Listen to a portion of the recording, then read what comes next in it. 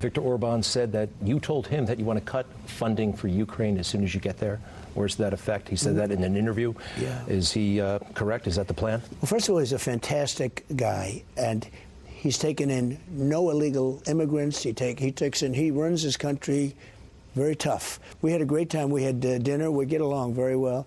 But what I told him is Europe is spending a tiny fraction of what we're spending, and the European nations. And I said, that's something that really has to be taken care of. It's not fair to us. So he was okay in saying what he said?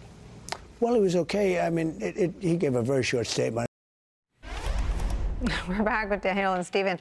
I mean, Stephen, I want to ask about the company that a leader keeps. And, you know, Trump never made any secret of his affinity and affection for Putin. His love affair with Orban feels in some ways more dangerous because that is more of a parallel in terms of what Trump wants to do here.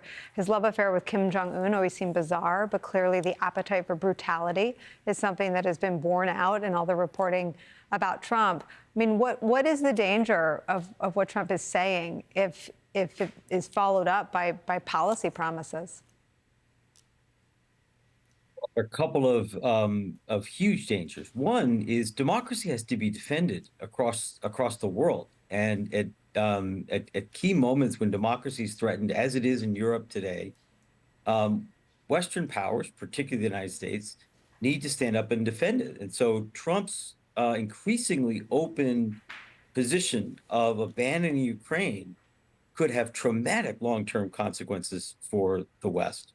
When democracy was seriously threatened in Europe in the 1930s and 40s, the United States and other Western powers stood up for it and fought for it. If we don't do that this time around, the outcome could be very, very dangerous.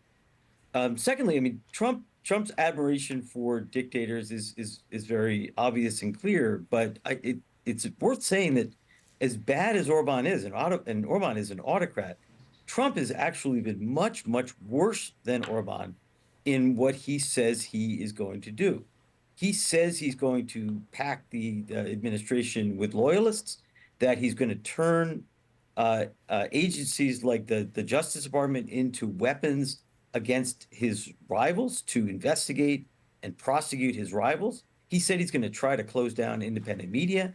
He says he's going to call in the army under the Insurrection Act to repress protests. Not even Orban has said he would do or actually done such things. So this is one of the most openly authoritarian figures that I've seen in any modern democracy since World War II.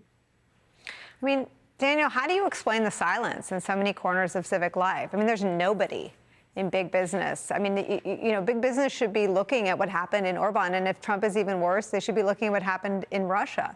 There is nobody outside of just a couple cable. I mean, you know, the notion that anyone would be safe seems foolish. If Fox News suddenly makes Trump mad, they wouldn't be any safer than we would. I mean, what explains the delusional belief that it can't or won't happen here, and if it does, I'll be okay? Yeah, it's incredibly short-sighted and reckless.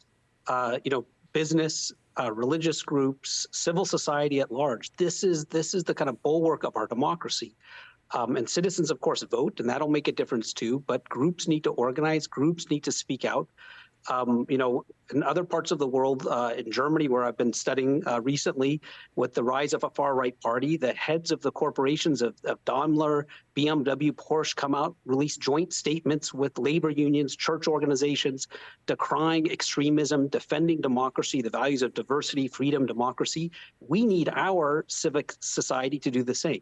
And if we don't do this, what it does is it essentially loosens the social guardrails and makes outrageous behavior acceptable. And it's really essential that, you know, with that, you had a quote up at the beginning that, you know, our institutions won't save us. We have to save ourselves. And first among this, I mean, the lessons of history are very clear. Civil society is the thing that protects a democracy. And people need to really start to pay attention and take the threat seriously.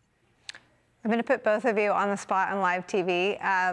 Can we continue to have this conversation? Because you have just tremendous expertise and credibility in this space, and we're hoping to really try to tell this story in the coming months. Yeah. Daniel, Absolutely. Daniel and Stephen, thank you both very much for joining us. The books are called Tyranny of the Minority, Why American Democracy Reached the Breaking Point, and How Democracies Die. They are both must reads. That's homework. I never give homework, but that's it.